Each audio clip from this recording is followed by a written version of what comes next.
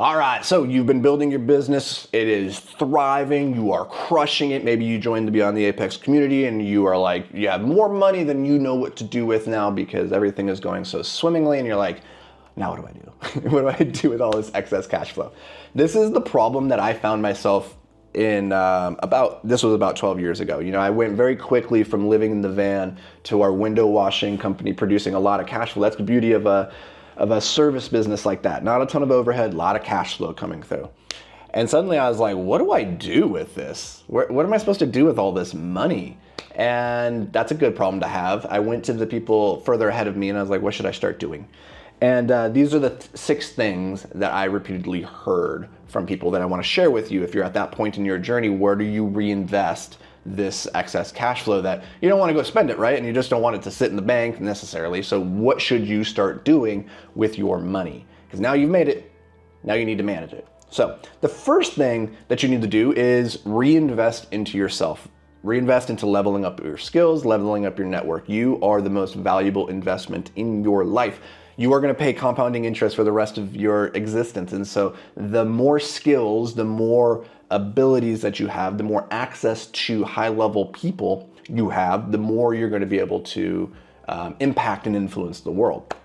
So that is number 1, is reinvest into yourself. And reinvest as much as you can until you physically can't reinvest anymore. Honestly, like there comes a point where you're like, I can't join more masterminds, more networking groups. I don't have enough time. I can't invest in more skills because I physically cannot consume like as much and all that information. You can only, you know, acquire at such a pace, right?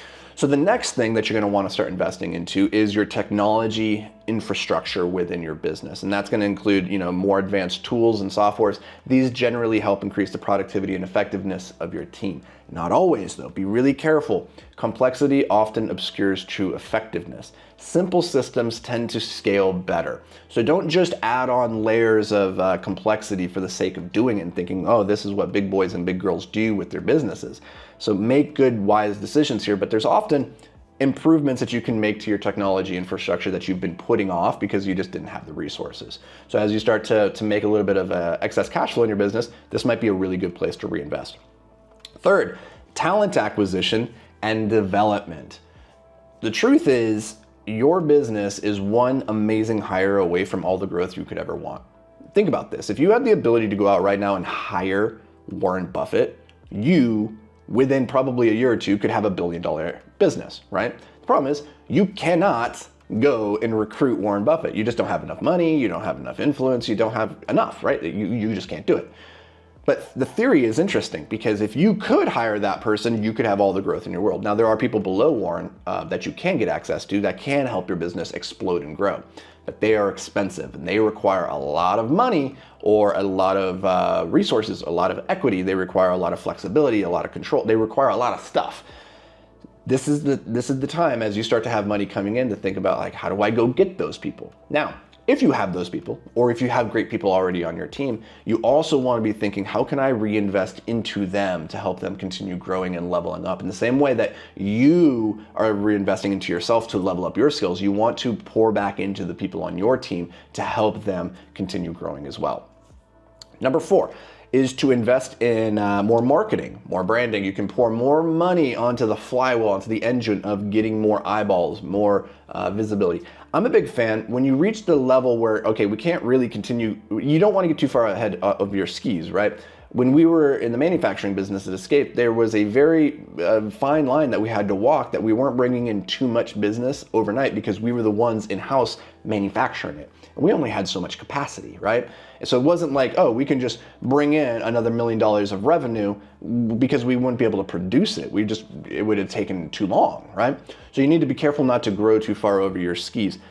But there is types of branding or types of marketing that we can do that we can pour money into that might not lead to more sales in the short term, but in the long term is going to solidify, it's going to strengthen our brand position and give us more pricing power, let's say.